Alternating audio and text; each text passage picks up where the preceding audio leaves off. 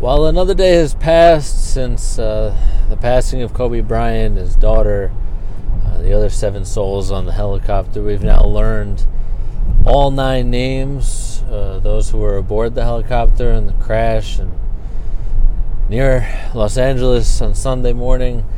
Again, just a tragic day, and it's really just the aftermath of all of this. And again, it's not to make light of anybody else and any other tragedy or anything else, but we discuss it because it's Kobe Bryant.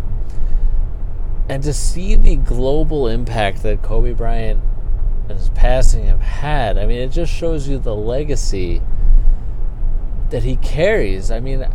My kids, they're not huge sports fans, and when I told them that the news had broke that Kobe Bryant had died, they were like, what?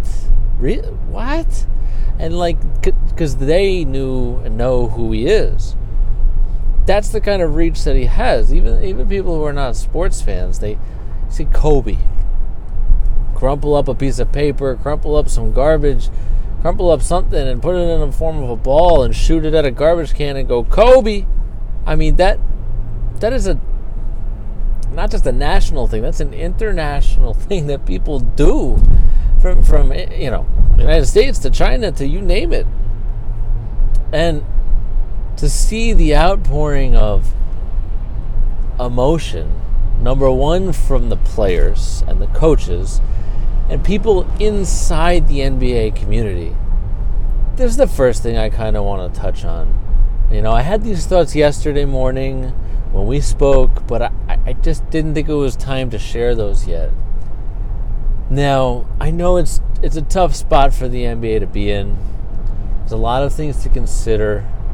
You had one game when the news broke that was already underway, and you had some early games, it being a Sunday. It wasn't your normal slate of games at 8 o'clock at night. It's a unique situation that it was a Sunday. So I personally think, though, even if there were fans that were already in the stands in the arena, for any game that hadn't started yet when the news became official, those games should have been canceled. All right, it's about doing the right thing. I know that people will say, it's about the money and the logistics and the schedule, and people were already en route to the arenas, or they were in their arenas already and the games hadn't started yet.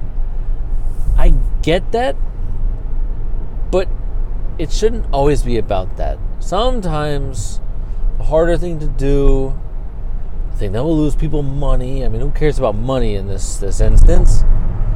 It's not about that. It should be doing the right thing.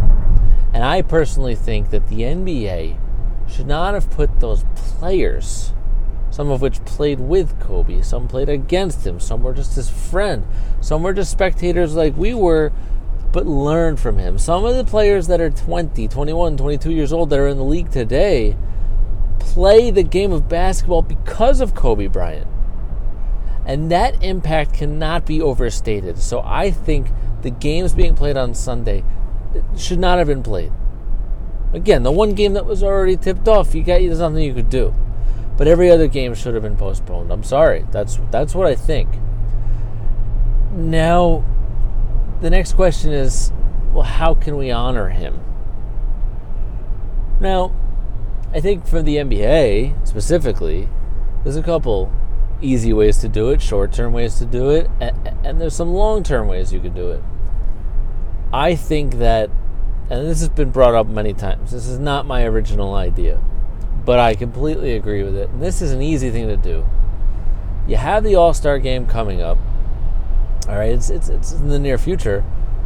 You have the East and the West. You have the 2 teams. Let one team wear 8, the entire team, and the other team wear 24, the 2 numbers that Kobe wore during his career. Very simple. Team 8 versus Team 24. That's a simple solution.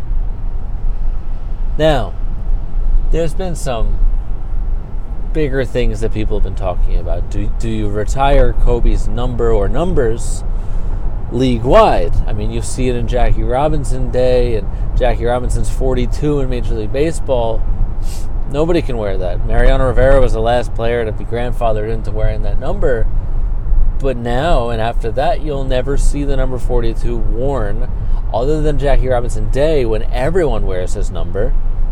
You'll never see a player individually wear his number in Major League Baseball. Should they do that in the NBA with either 8, 24, or both? I personally say yes. Yes, there's other tragedies for other people and other ways to honor other greats in sports, and I get that. You're starting a precedent and a trend to honor certain people over others. I understand that. Now, the one thing you can do is you have time. You have time to make these decisions and do the right thing and make the right choice. So I'm not saying make this decision today. But there are plenty of numbers out there. And this is one of the most tragic things I think the NBA has ever seen. Yes, he's already retired, but at 41 years old, to be such a big part of the NBA and the story and the history of the NBA, why not retire his numbers? Why not? There are plenty of other numbers for people to wear. Why not? Now, the other one that's really picking up steam, I'm very on the fence with this one.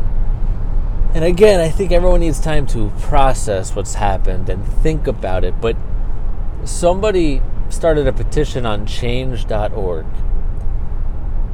And it's been signed by over 1.5 million people already to have the NBA logo, which is Jerry West, have that changed to Kobe Bryant.